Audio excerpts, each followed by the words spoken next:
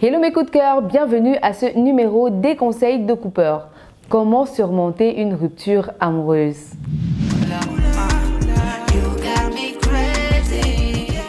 Se séparer de la personne qu'on aime est sans doute l'un des moments les plus éprouvants dans la vie. Un moment très difficile et insurmontable pour la plupart d'entre nous. Soit vous êtes à l'origine de cette décision, soit vous en êtes victime, soit vous avez décidé tous les deux de mettre un terme à votre histoire. Toujours est-il que cette situation vous angoisse énormément et vous terrorise, comme si le monde s'était arrêté de tourner. Ce dont nous allons parler n'a pas vocation à vous libérer ou vous délivrer de vos craintes.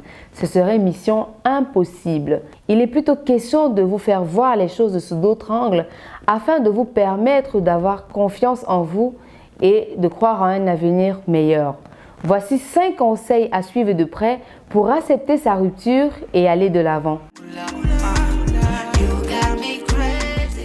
Il faut laisser le temps au temps.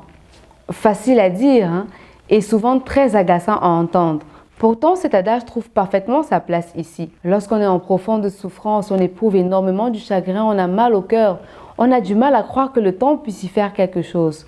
On a tout de suite envie d'abandonner et peut-être commettre l'irréparable. Même si votre couple bat de l'aile depuis longtemps et que vous savez au plus profond de vous que vous allez rompre, le moment venu, vous allez devoir passer par plusieurs phases d'acceptation. Vous avez le droit de pleurer, de vous morfondre, de vous renfermer sur vous-même et même de maudire votre partenaire si vous le voulez. C'est humain, hein? C'est thérapeutique et personne ne pourra vous juger par rapport à ça. En revanche, il est stérile de croire que vous êtes incapable de surmonter cette douleur. Alors dites-vous que le temps est un allié. Consacrez-vous à vous reconstruire et à faire de chaque jour un petit progrès, même s'il semble insignifiant. C'est un pas vers un avenir lumineux. On a tous des moments de faiblesse dans la vie. Même si vous n'êtes pas du genre à vous confier lorsque vous avez des problèmes, dans ce cas précisément, il est important, je dirais même qu'il est préférable de se rapprocher de certaines personnes pour pouvoir en discuter. Ça peut être un membre de votre famille ou alors un ami avec qui on se sent à l'aise. Le fait de vous renfermer sur vous-même ne vous aidera pas forcément. Qu'est-ce qui n'a pas marché dans la relation? À quel moment avons-nous commencé à nous éloigner l'un de l'autre? Posez-vous ces questions. C'est le moment de faire un examen de conscience. Attention ici à faire la différence entre la quête de la vérité et la recherche de la faute. Il n'est pas question ici de pointer du doigt les responsabilités de l'autre. Par ailleurs, c'est le moment de faire une introspection afin de ne pas commettre les mêmes erreurs à l'avenir.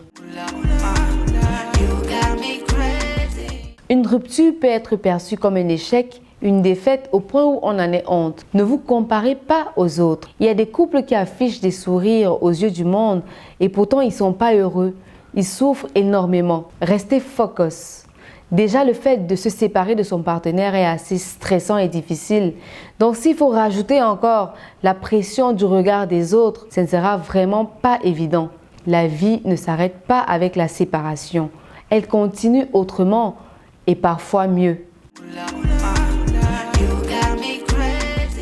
La séparation est parfois bouleversante, vraiment agaçante à la limite. Faites-vous plaisir. Prenez soin de vous.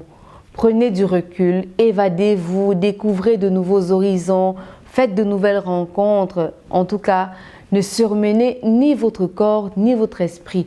Chouchoutez-vous et faites-vous chouchouter. Une rupture amoureuse implique de profonds changements qu'il faut se préparer à vivre. En effet, il est inutile de forcer une relation à rester à flot pour telle ou telle raison. Cela ne sert bien qu'à repousser l'inévitable. L'adage le dit, mieux vaut être seul que mal accompagné. Une rupture peut également être un bon moyen d'aller de l'avant.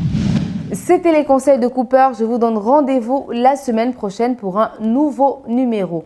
Bisous et à très bientôt.